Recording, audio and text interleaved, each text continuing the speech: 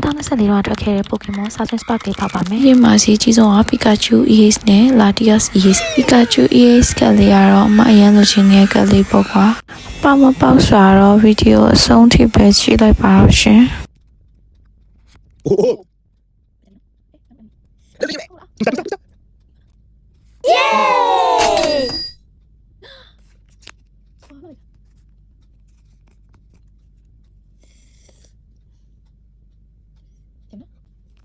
Gaji.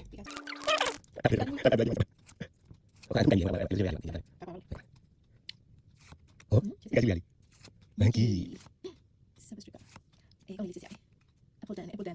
Oh, ayo lo kita. Ishan ya. Ishan ya. Halo.